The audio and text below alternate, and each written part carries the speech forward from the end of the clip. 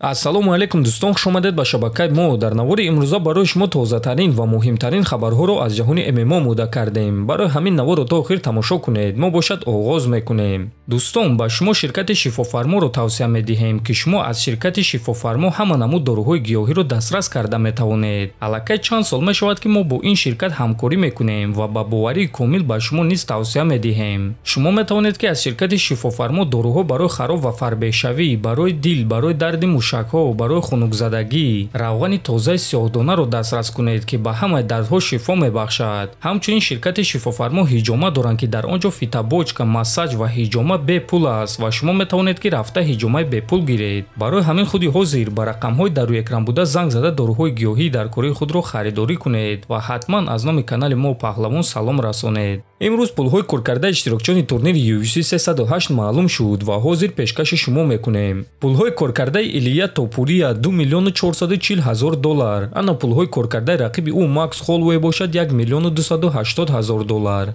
пулҳои куркардаи Ҳамза Чимаев $1 миллион 520 ҳазор $. ана пулҳои куркардаи рақиби ӯ Роберт Уитакер бошад $920 ҳазор $. пулҳои куркардаи Магомед Анкалаев $411 ҳазор $. пулҳои куркардаи Шара Булет $205 ҳазор $. пулҳои куркардаи Мактибек Оралбой $79 ҳазор $. ана пулҳои куркардаи дигарон бошад дар рӯи экранҳои шумо. ва дӯстон, бояд гуфт ки ин маълумоти расмӣ нест, чунки UFC пулҳои куркардаи ҷангаваронашонро намегӯянд, лекин онҳо тақрибан ҳамин қадар пул кор кардагиянд. ин чизро дигар сомонаҳои ММА хориҷӣ ҳисоб мекунанд, аммо бошад пешкаши шумо мекунем.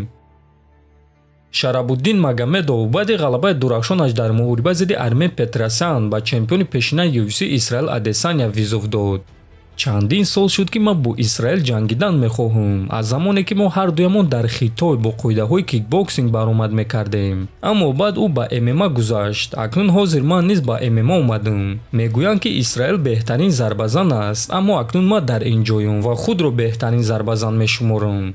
агар ӯ тайёр бошад, пас ман тайёрам ки бо ӯ дар Хитой ҷангум, дар ҷое ки ман аввалин маротиба бо ӯ ҷангидан мехостум. дар ҳама ҳолат Исраил Адесаня аз ман пинҳон шуда наметавонад. барои аз ман пинҳон шудан ӯ бояд ки карьераи худро ба анҷом расонад. дер ё зуд ман бо ӯ меҷангум, гуфтааст Булет. ва дӯстон, бояд гуфт ки Шара Булет дар UFC 4 муҳориба гузаронида 4 ғалаба дорад ва акнун шояд ки ба ӯ рақиб аз топ 15 диҳанд. ҷангвари бебохти вазни миёна Ҳамза Чимаев баъди ғалаба дар муҳориба зидди Роберт Уитакер гуфт ки муҳорибаи навбатии худро зидди кӣ гузаронидан мехоҳад.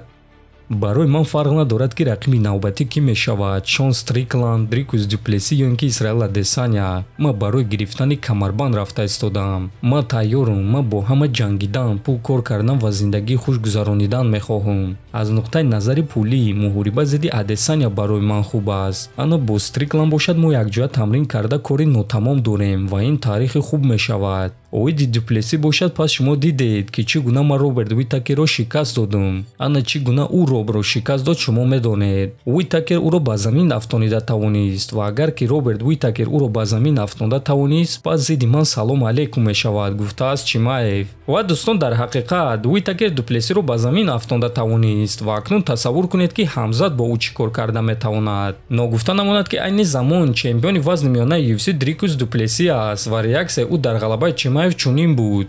дили ман бароб месӯзад, ӯ хуб омода шуда менамоид, аммо ин бозии ҷангӣ аст ки дар он Ҳамзат бозии беҳтарин гузаронид. бесаброна интизорам ки аввалин мағлубиятро дар карьераи ӯ биёрам, навиштааст Дюплеси. дӯстон, ба фикри шумо агар UFC чунин муҳорибаро ташкил кунад, кадоме аз онҳо ғолиб шуда метавонанд? фикрҳои худро нависед, ҳатман дар YouTube канали мо обуна шавед. то боздид, хонободу сарбаланд бошед.